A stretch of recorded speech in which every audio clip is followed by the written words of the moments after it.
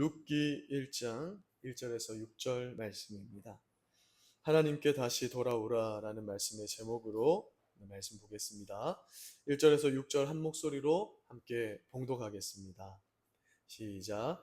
사사들이 치리하던 때에 그 땅에 흉년이 드니라. 유다 베들레헴 한 사람이 그의 아내와 두 아들을 데리고 모압 지방에 가서 거류하였는데 그 사람의 이름은 엘리멜렉이요 그의 아내의 이름은 나오미요 그의 두 아들의 이름은 말론과 기련이니 유다 베들레헴 에브라 사람들이더라. 그들이 모압 지방에 들어가 거기 살더니 나오미의 남편 엘리멜렉이 죽고 나오미와 그의 두 아들이 남았으며 그들이 모압 여자 중에서 그들의 아내를 맞이하였는데 하나의 이름은 오르바요 하나의 이름은 루시더라. 그들이 거기에 거주한 지 10년쯤에 말론과 기럨 두 사람이 다 죽고 그 여인은 두 아들과 남편의 뒤에 남았더라. 그 여인이 모압 지방에서 여호와께서 자기 백성을 돌보시사 그들에게 양식을 주셨다 함을 듣고 이에 두 며느리와 함께 일어나 모압 지방에서 돌아오려 하여. 아멘. 네, 오늘부터 이 무더운 여름을 말씀으로 이겨내기 위해서 룻기 말씀 전체를 한 4, 5주 정도 살펴보도록 하겠습니다. 구약 성경의 보석과 같은 성경의 룻기를 통해서 하나님 은혜를 깊이 누리시기를 바랍니다. 룻기는 성경을 보면 사사기와 사무엘서 사이에 위치하고 있습니다.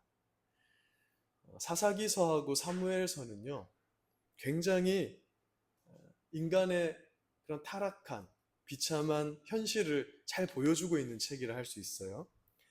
인간의 온갖 죄악이 점칠되어 있습니다. 살인도 있고 또 하나님에 대한 반항도 있고 우상 숭배도 있고. 근데 이와 달리 룻기는 아주 아름다운 이야기가 담겨 있습니다. 그래서 혹자는 어떻게 얘기하냐면 룻기는 사사기와 사무엘서라는 그 딱딱한 조개 껍데기 사이에 있는 진주와 같은 성경이다. 그렇게 이야기를 합니다. 룻기의 배경이 사사기 시대입니다.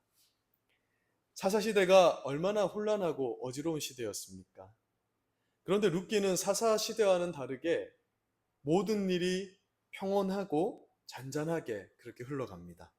그 어디에도 갈등이나 분쟁이 없어요. 마치 동화 속에 나오는 이야기 같습니다. 우상 숭배와 같은 죄악상도 언급되지 않고 등장인물들은 하나같이 경건하고 신실한 믿음의 사람들입니다. 사사시대에도 이런 일이 있었는가 할 정도로 우리가 룻기를 보면 놀라게 되는 거예요. 백성들이 반복적으로 죄를 지어서 죄악이 만연했던 시대가 사사시대였습니다. 어떤 희망도 보이지 않았거든요. 그런데 룻기와 같은 일도 있었다는 것이 우리에게 한 가지 사실을 깨닫게 합니다. 그것이 뭐냐면 세상이 아무리 혼란스럽고 아무리 복잡하게 흘러가는 것처럼 보일지라도 하나님의 선한 역사는 멈추지 않는다라는 것이에요. 아무리 세상이 혼란스러워도 하나님을 사랑하는 성도들은 그 자리에 있어서 여전히 하나님의 선한 역사를 갈망하고 기대하고 살아가고 있다. 그걸 룻기가 보여주고 있습니다. 어떤 시대라도 하나님은 당신의 신실한 백성들을 남겨두십니다. 그들을 통해서 일하시고 선을 이루어 가십니다. 우리가 살아가는 지금 이 시대에도 하나님을 따르는 이 신실한 성도, 우리 아름다운 고백교회 성도들 있지 않습니까? 하나님은 성도들을 통해서 오늘도 선한 구속 역사를 이루어가고 계신다. 그것을 룻기가 보여주고 있는 거예요. 룻기 1장 1절을 한번 보십시오. 앞에서도 말씀드렸듯이 룻기의 배경은 언제인가? 사사들이 치리하던 때, 즉 사사시대다 이렇게 말씀하는 거예요. 아직 왕이 세워지지 않고 사사가 재판관도 하고 판사도 하고 검사도 하고 왕도 하던 어떤 그런 시대였다라는 것입니다.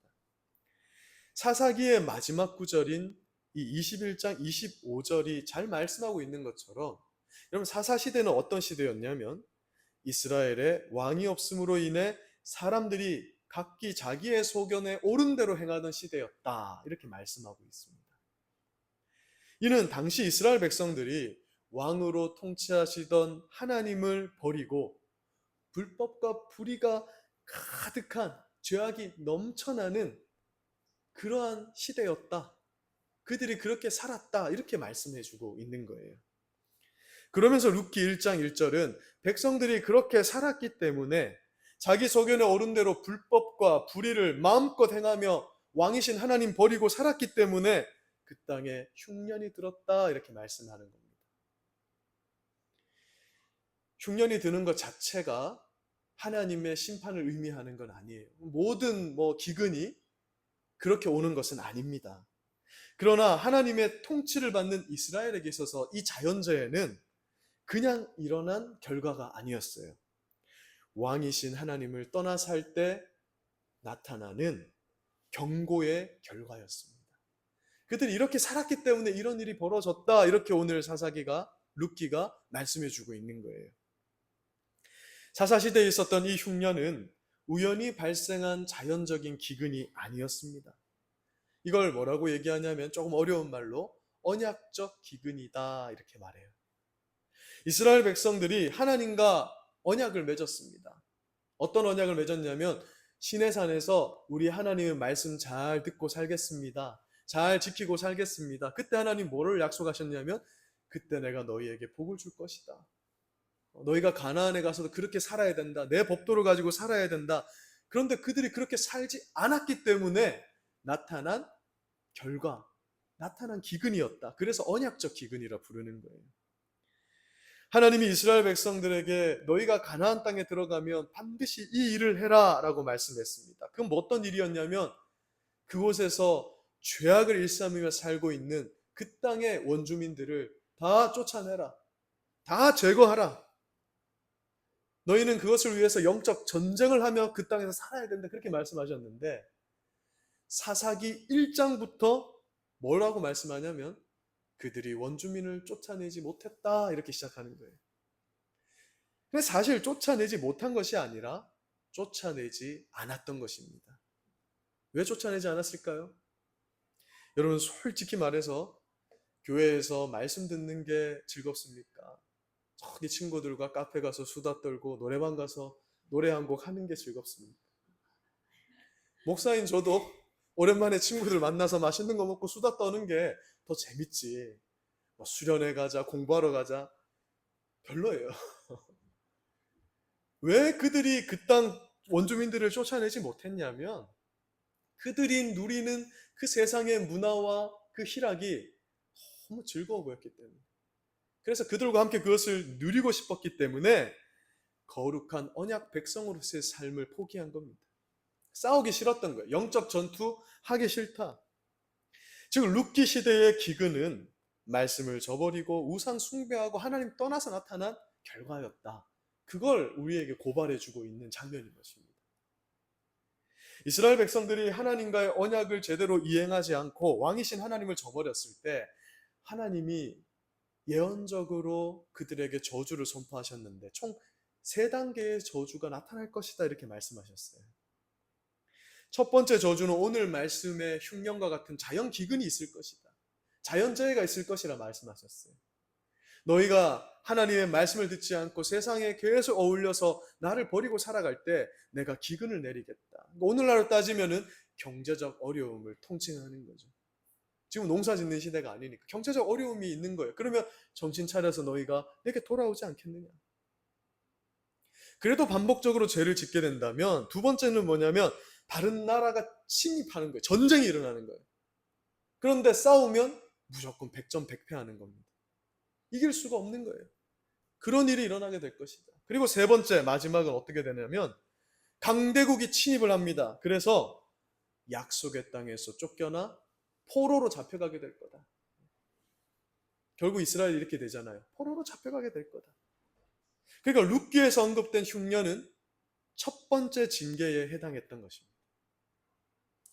물론 이런 재앙들은 백성들을 멸망시키려고 하나님이 주신 것은 아니었어요. 하나님 아버지의 그 사랑의 관점에서 보자면 기근이 일어나고 전쟁이 발생하고 포로로 잡혀가는 이런 이스라엘의 역사는 하나님의 섭리 안에서 일어난 일이었습니다. 오늘날 우리도 마찬가지입니다. 죄를 제거하지 않고 오히려 죄악을 누리면서 그렇게 살아가다 보면 하나님이 매를 드실 때가 있다. 이걸 부성적 징계라 그러는 거예요. 우리 죽으라고 매를 때리시는 게 아니라 정신 차리라고 매를 드실 때가 있다는 겁니다. 하나님의 실제 마음은 우리에게 형벌을 내려서 우리를 망하게 하는 것이 아니다. 우리가 악한 행실을 일삼으며 살아갈 때 징계의 매를 들어서 하나님께로 다시 돌이키게 하는데 그 징계의 목적이 있다. 그걸 알아야 합니다. 오늘 본문 말씀에 등장하는 이 엘리멜렉과 나오미 가족을 한번 보십시오. 베들레헴에서 살고 있었는데요. 흉년이 들었대요. 여러분 그때 당시에 흉년이 들면 어떻게 될까요? 먹고 살 길이 막막해지는 겁니다. 그냥 굶어 죽어야 되는 거예요. 지금도 가끔 TV 보니까 아프리카 어린애들이 나오는데 그가 어느 나라에 있는지 이제 정확하게 기억 안 나는데 먹을 것이 없어서 나무에 붙어있는 흙을 끌고 먹더라고요. 그런 일이 있는 것이죠. 그 땅에 그런 흉년이 일어나니까 이 엘리멜렉 가족은 상당히 부자였거든요. 근데 하나님이 이스라엘 백성들에게는 부자들에게는 어떤 걸 명령하셨냐면 이 나라가 힘들 때 너희는 부자들은 그 부를 나누어서 이 어려움을 이겨내도록 그렇게 말씀하셨습니다. 그런데 이들은 어떻게 했냐면 흉년을 피해서 우리 먹고 살 것도 없는데 지도에서 보는 것처럼 모압으로 떠나버렸어요. 여기 이방 땅이거든요. 여러분 엘리멜렉의 이름 뜻이 뭐냐면 나의 하나님은 왕이십니다 라는 뜻이에요. 이 사람 이름이 나의 하나님은 왕이십니다. 그러니까 누구를 왕으로 삼고 살아가라고 지어진 이름이죠? 하나님 왕으로 삼고. 그런데 왕이 없어 자기 소견에 옳은 대로 행하던 사사시대에 아주 신앙 좋은 이름으로 보이는 이 이름을 가진 자가 하나님의 뜻을 한번 구하지도 않고 하나님의 뜻과 상관없이 자기 뜻대로 흉년을 피해 이방 땅 모압으로 갔던 것입니다. 여러분 어려운 가운데 왕이신 하나님께 어떻게 해야 될지 그는 묻지를 않았어요. 한번 우리 하나님께 묻는다라는 것이 뭘 의미하냐면 기도하는 걸 의미하잖아요. 그는 기도하지 않았다. 기도하지 않는 것은 하나님과 상관없이 내 소견에 옳은 대로 살아보겠다라는 그러한 반응, 의미입니다. 기도하지 않는 것이 얼마나 무서운 것입니까? 내 뜻대로 살 테니까 하나님 상관하지 마십시오. 그게 기도하지 않는 삶이거든요. 그렇게 사는 자들에게 오늘 하나님 경고하시는 겁니다. 흉년과 같은 징계가 있을 거다. 왜 그럴까요? 내 뜻대로 살면 망하기 때문에 그래요. 요즘 우리 하온이가 이제 막 잡고 일어서고 빠바바바바 기어다니거든요. 부모는 늘 그걸 눈을 탁 뜨고 제지를 해야 됩니다. 왜요? 뜨거운 것도 만지고 언니들이 그 인형에 작은 구두 같은 거 이거 삼키면 이게 또 먹으려고 그러니까 늘 보고 있어야 되는 거죠. 그래서 하나님이 징계를 내리실 때가 있다. 사랑하는 여러분, 앞이 보이지 않는 상황에서 우리는 하나님께 기도해야 돼요. 물어봐야 됩니다. 하나님, 이 일이 지금 왜 일어났습니까? 내게 지금 이 일이 일어난 이유가 뭐고 의미가 무엇입니까? 그렇게 우리가 물어볼 때 하나님 응답해 주신다라고 약속하셨어요. 그 의미를 알게 하시겠다, 길을 보여주시겠다 그렇게 말씀하셨습니다. 룻기 1장 3절을 보십시오. 모압에서 살다가 엘리멜렉은 죽어버립니다. 자기 뜻대로 산 것의 결과가 사망이었다는 것이죠. 근데 그의 두 아들도 다 자식을 남기지 못하고 죽어버렸어요. 그래서 나오미와 두 며느리 오르바와 룻만 남게 됐다. 여러분 이것은 뭘 의미하는 것입니까? 고대 사회에서 남편이 없고 자식이 없다, 아들이 없다라는 것은 이제 먹고 살 길이 없다. 이 집안은 완전히 망했다. 솟아날 구멍이 없다. 그걸 말하는 거예요. 왜? 이때 당시는 여성들이 경제활동을 할 수 없었거든요. 이때 할 수 있는 일은 몸을 파는 일밖에 없었습니다. 그러니까 이것은 진짜 큰일 난 것이죠. 잘 살아보고자 하나님을 떠났는데 잘 살게 된 것이 아니라 오히려 그 형편이 더 어려워지게 됐다. 마치 탕자의 비유 속 아버지를 떠난 그 둘째 아들의 모습처럼 아버지의 집을 떠나 처음에는 잘 나가는 듯 보였습니다. 여러분 우리가 한 주 교회 빠지고 하나님 한 주 떠나고 이러면요 즐거워요. 재밌어요. 평안해요. 그러나 곧 우리의 영혼은 궁핍해지고 피폐해집니다. 그게 하나님을 떠난 사람들의 모습이에요. 예수님 안 믿는 사람들은 상관없어요. 예수 믿는 우리는 그렇게 살 수가 없더라는 겁니다. 루키 1장 13절에서 나오미는 이렇게 말합니다. 여호와의 손이 나를 치셨다. 나오미는 알았던 거예요. 나오미는 자기가 맞이한 이러한 어려움이 하나님을 떠나서 생긴 일이구나. 하나님 떠나서 이방 땅에서 하나님 말씀 어기고 하나님과 상관없이 내가 왕에서 살려고 하다 보니까 이러한 심판과 징계가 있었구나, 이렇게 해석을 합니다. 나오미는 오히려 이러한 일을 통해서 그래서 어떻게 하냐면 하나님과 더 멀어지는 게 아니라 에이 하나님 나 더 버릴 거야 이게 아니라 하나님께로 다시 돌아가야겠다, 이렇게 마음을 먹게 됩니다. 사랑하는 여러분, 이것을 우리는 뭐라고 부르냐면 바로 하나님의 은혜다, 이렇게 말씀하는 거예요. 다시 하나님께 돌아가고자 하는 마음을 주신 분이 누구시겠습니까? 하나님이에요. 하나님. 내가 그렇게 마음 먹는 게 아니라 하나님이 그 마음을 주십니다. 그리고 하나님은 이 나오미를 다시 부르셔서 회복시키신다. 그것이 루키의 전체 스토리가 되는 겁니다. 히브리서 12장 6절에서 하나님은 이렇게 말씀하십니다. 같이 한번 읽어보겠습니다. 시작. 주께서 그 사랑하시는 자를 징계하시고 그가 받아들이시는 아들마다 채찍질 하심이라 하였으니. 부모가 자녀에게 매를 드는 이유가 무엇인가를 설명합니다. 자녀가 바른 길로 가게 하려고 그렇게 하는 것이다. 장난으로 자녀를 때리는 자가 어디 있겠어요? 매를 들고 뒤에서는 눈물을 훔치는 것이 부모의 마음이다. 그러니까 이 구절 속에 우리는 뭘 발견해야 되냐면 우리 하나님의 눈물을 발견해야 되는 겁니다. 우리를 때려놓고 겨봐라 나 떠나니까 그렇게 되지 않고 고소해하는 하나님이 아니에요. 우리를 때려놓고 울고 있는 자녀들을 보며 함께 슬퍼하는 그 하나님의 심정을 읽을 수 있어야 되는 거예요. 히브리서 12장 8절은 이렇게 말씀합니다. 징계는 다 받는 것이거늘 너희에게 없으면 사생자여 친아들이 아니니라. 성경은 하나님을 떠나 잘못된 방향을 향해 가는데도 하나님이 붙잡지 않으면 너 그렇게 살면 안 돼. 정신이 번쩍 들도록 인생의 어려움을 만나게 하셔서 하나님께 돌이키는 것이 없는 것, 그것 자체가 심판이라고 말하는 거예요. 여러분 그거 부러워할 게 아니에요. 저 사람은 죄악을 향해서 살아가고 세상이 자기 뜻대로 잘 살아가는데 잘만 살던데요. 예수 믿고 살아가는 나는 왜 이 모양 이 꼴입니까? 그 부러워할 게 아니라는 거예요. 하나님의 무관심이, 하나님이 그냥 방치하시는 것이 그것이야말로 그가 심판에 있다는 걸 의미하는 거다. 우리 인생에 하나님의 징계가 있고 간섭하심이 있고 그것이 여러분 우리가 하나님의 자녀라는 증거예요.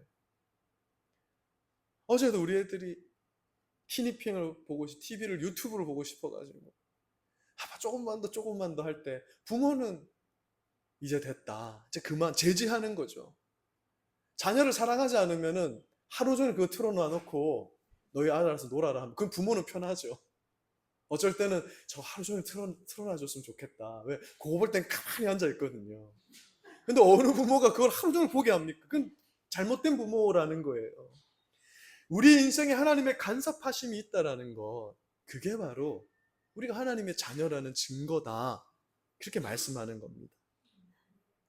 우리는 약속의 땅을 떠난 나오미처럼 우리의 죄와 실수와 허물로 인해서 하나님으로부터 징계를 받을 때가 있죠.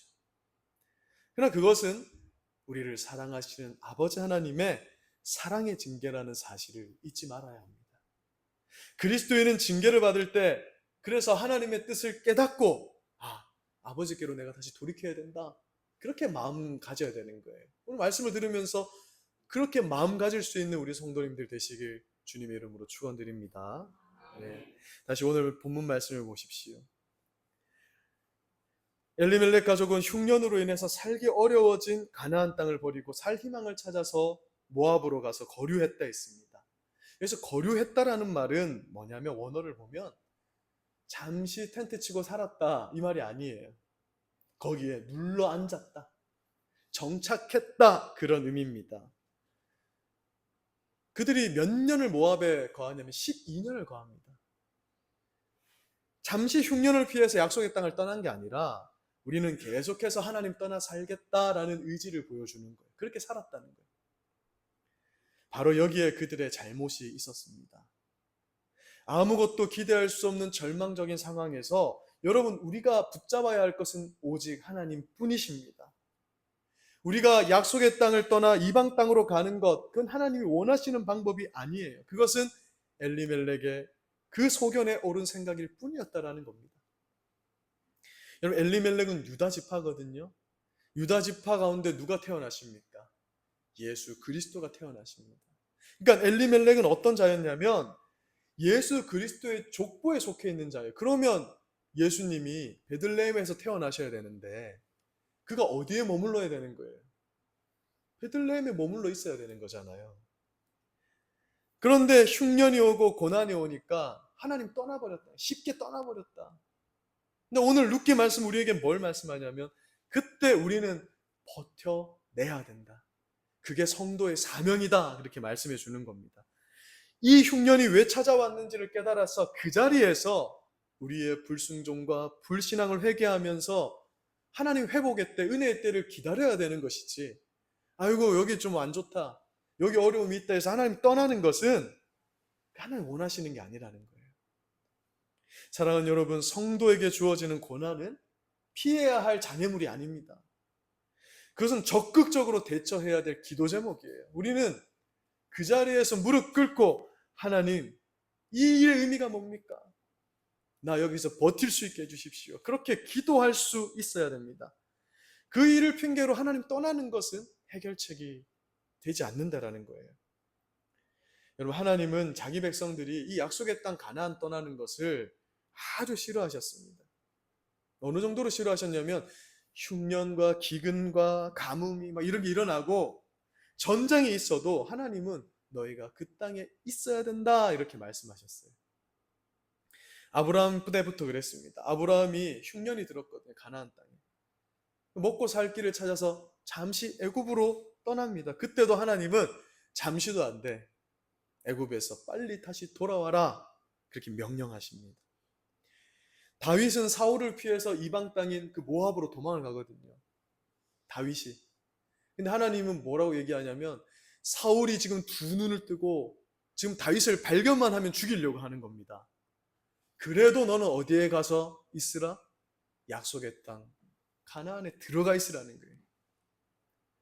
아니, 사울이 지금 칼을 들고 날 죽이려 하는데 사울을 좀 제거해 주시고 그렇게 하셔야 되는 거 아니에요? 근데 그거 상관없이 너는 거기에 들어가라는 겁니다. 하나님 왜 이렇게 하셨는가? 그것은 가나안 땅이 단순한 땅이 아니었기 때문에 그런 거예요. 가나안 땅은 하나님께서 약속으로 주신 축복의 땅이었다. 가나안 땅은 영원한 하나님 나라를 상징했어요. 천국을 상징했다고요. 그러므로 이스라엘 백성들이 가나안을 떠나거나 뺏기는 건 뭘 의미했냐면 하나님 나라를 빼앗기는 것, 하나님 나라 떠나는 것을 의미했습니다. 구원을 잃는 것과 같은 그런 중대한 일이었기 때문에 하나님, 가나안 떠나지 말아라.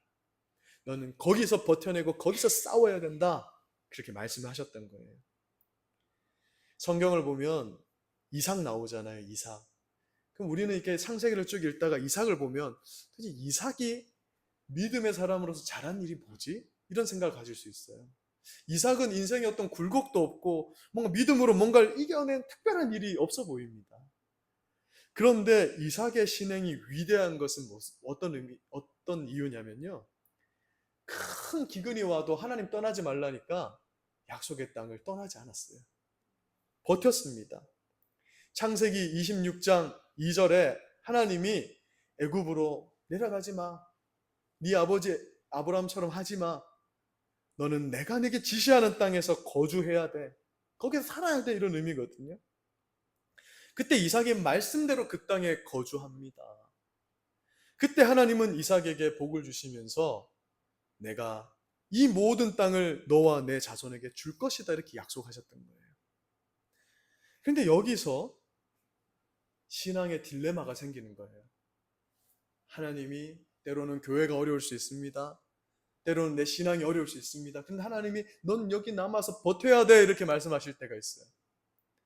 그때 우리가 멋지게 알겠습니다, 주님. 나 믿음으로 버티겠습니다. 그 선택을 했어요. 그러면 우리에게 나타나는 결과가 어떠해야 됩니까? 하나님이 막 회복시켜주고 뭔가 잘 되고 그죠? 그것에 대한 합당한 어떤 결과가 돼야 되지 않아요? 그래야 좀 신나고 신앙생활 할 맛이 날 텐데 오늘 이삭을 보니까 곧바로 이삭에게 또 다른 어려움이 찾아와요. 어떤 어려움이 찾아오냐면 그랄 땅에 머물렀는데 하나님 말씀대로 블레셋 왕 아비멜렉이 찾아와서 이삭의 아내 리브가에게 홀딱 반해버립니다. 그래가지고 리브가를 납치하듯이 데려가 버려요. 아내 삼으려고. 이삭은 한마디도 못합니다. 여러분 뭐 막말로 트럼프한테 미안하지만 트럼프가 나타나가지고 네 아내 데려가겠다 하면 우리가 무슨 힘이 있어요. 물론 그렇게 하지 않겠죠, 현대사회에서는. 근데 한 나라의 왕이 아내를 데려가니 할 말이 없는 겁니다.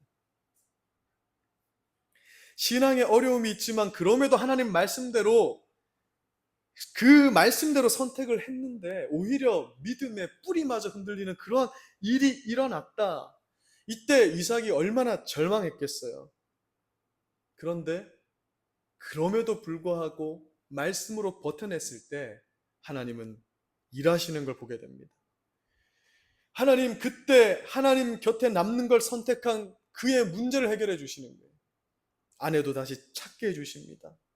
그리고 그 믿음의 진가가 소문이 나게 하는 거예요. 야, 저 이삭은 대단한 사람이다. 이삭을 보니까 하나님이 진짜 계신 줄을 알겠다. 그러면서 그는 100배의 축복을 받게 됩니다. 창세기 26장 12, 13절 같이 한번 읽어보겠습니다. 시작. 이삭이 그 땅에서 농사하여 그 해에 100배나 얻었고 여호와께서 복을 주심으로 그 사람이 창대하고 왕성하여 마침내 거부가 되어. 구약 성경에서 거부가 됐다는 것, 하나님 은혜를 많이 받았다라는 하나의 문학적 표현이에요. 농사를 지어서 100배를 거두려면 최소한 6개월에서 1년은 걸리죠. 그때까지 이삭은 버텼던 겁니다. 버텼더니 하나님이 그에게 복을 주시는데 창대하고 왕성하게 하셨다.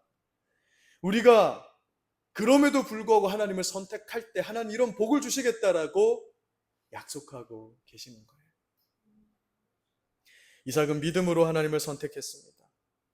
하나님은 어려움 중에서도 하나님은 떠나지 않고 오히려 하나님을 붙드는 자들에게 이렇게 복을 내리시는 하나님이다. 그것을 우리가 기억해야 되는 것이에요. 여러분, 하나님 믿고 살아도 어려운 일이 있습니다. 그러나 잠시 어려움이 있다 해서 하나님을 떠나서는 안 돼요. 하나님을 떠나는 것은 답이 될 수 없다. 하나님의 회복하심을 믿고 기다리는 것이 지혜로운 행동이다. 이렇게 말씀하고 있습니다. 여러분, 환난 중에 우리가 믿을 분은 오직 누구뿐이십니까? 하나님뿐이십니다. 세상도 가족도 나 자신도 하나님이 아닌 다른 것들은 우리가 붙잡아 줄 것이 되지 못합니다. 우리 옆에 분에게 우리 하나님만 붙듭시다 이렇게 한번 알려주십시오. 시작. 우리 하나님만 붙듭시다. 네. 끝으로 룻기 1장 6절을 보십시오. 하나님께서 그때 나오미가 이제 절망하고 있잖아요. 남편도 죽었는데 두 아들도 죽었어요. 기럯과 말론인데 이 이름의 뜻이 특이한데 병약하다, 나약하다. 왜 이름을 그렇게 지었는지 모르겠어요. 자식도 못 낳고 죽어버렸단 말이에요. 절망하고 있을 그때에 1장 6절 말씀을 준 겁니다. 같이 한번 읽어보겠습니다. 시작. 그 여인이 모압 지방에서 여호와께서 자기 백성을 돌보시사 그들에게 양식을 주셨다 함을 듣고 이에 두 며느리와 함께 일어나 모압 지방에서 돌아오려 하며. 아멘. 어떤 소식이 들리냐면 하나님 베들레헴을 다시 회복시켜서 양식이 있게 하셨다. 여러분, 베들레헴 뜻이 뭐라 그랬죠? 기억나세요? 빵집. 베트가 집이고 레헴이 빵이거든요. 빵의 집에 다시 빵이 있게 하셨다는 거예요. 오늘 우리 밥이 있게 하셨다. 그 소식을 듣고 나오미는 어떤 마음을 먹게 됩니까? 하나님께로 돌아가야겠다. 하나님 떠나서 정말 비참하게 됐는데, 마치 둘째 아들이 아버지를 떠났을 때 어떻게 됐어요? 탕자의 비유에서 돼지 우리에서 돼지가 먹는 쥐염 열매도 얻어먹지 못해가지고 막 비참하고 살고 있을 때 어떤 마음 먹습니까? 이렇게 살 바에는 아버지 집에 돌아가야지. 아버지 집에는 종들도 너무너무 잘 사는데, 풍족하게 사는데, 내가 종이 되더라도 아버지께 돌아가야지. 나오미가 그 소식을 듣고 돌이키고자 마음을 먹었다라는 거예요. 이제 나오미는 하나님께 다시 돌아가면 됩니다. 하나님을 떠나 피폐해진 삶에 하나님께로 다시 옮겨가면 하나님 다시 회복시키신다, 그렇게 말씀하고 있는 것입니다. 살면서 우리는 실수와 허물과 죄악으로 인해 잠시 하나님을 떠나 사는 것처럼 살 수도 있죠. 그러나 그때도 그리스도인들이 복된 이유는 뭐냐면 우리는 돌아갈 곳이 있기 때문에 그래요. 그래서 우리 성도들은 복된 겁니다. 교회를 1년을 떠나 있고 5년을 떠나 있고 10년을 떠나 있어도요, 감사한 게 뭐냐면 우리는 돌아갈 아버지 품이 있는 자들이에요. 결국은 저렇게 살아도 결국은 아버지께로 돌아가게 된다. 그게 바로 성도의 복이라고 말씀하고 있는 거예요. 나오미가 쫄딱 망했는데 돌아갈 곳이 있었다는 거예요. 하나님 돌아오라. 그렇게 회개하여 돌이키면 하나님 우리를 언제라도 받아주시고요, 그 약속이 바로 루키에 담겨 있는 것입니다. 말씀을 마무리하겠습니다. 사랑하는 여러분, 회복은 오직 하나님으로부터 시작됩니다. 혹시 신앙에 어려움이 있어도 하나님을 떠나는 어리석은 길을 선택하지 않는 우리 성도님들 되기를 축원드립니다. 하나님을 떠나서 우리는 아무것도 할 수 없습니다. 우리는 그때 그 자리에서 기도하고 하나님을 선택할 수 있어야 됩니다. 그럼 만약 내가 요즘 하나님을 좀 멀리 떠나 있는 것 같아, 우리가 교회에 나와 앉아 있어도 내 마음은 하나님을 떠나 있는 경우가 있어요. 목사인 저도 어떨 때는 하나님 상관없이 막 일주일을 살 때가 있습니다. 목사가 복된 이유는 이 설교를 해야 되기 때문에 일주일에 한 번 정신을 차려야 되는 거. 그게 아니라면 저도 일상 가운데 그냥 하나님 떠나서 하나님 모르고 그냥 살 수 있거든요. 그때 우리는 나오미처럼 오늘 말씀 들었으니까 돌이켜야 되는 거예요. 하나님께로 돌이키면 나오미를 회복시키신 그 하나님이 우리 역시 회복시키실 줄로 믿습니다. 그런 성도님들 되시길 주님의 이름으로 축원드립니다. 기도하겠습니다. 하나님 아버지, 감사합니다. 오늘 주신 한 말씀을 우리 성도들이 마음에 새기기를 간절히 소망합니다. 하나님께로 돌이키게 하여 주십시오. 아버지를 떠나 사는 것 같이 내 인생이 피폐하고 어려움이 있을 때 세상을 향해 가는 것이 아니라 우리 하나님께로 다시 돌이키는, 나에게 다시 돌아오라고 명령하시는 그 하나님께로 우리의 심령과 마음을 돌이키는 우리 귀한 성도들 되게 하여 주시옵소서.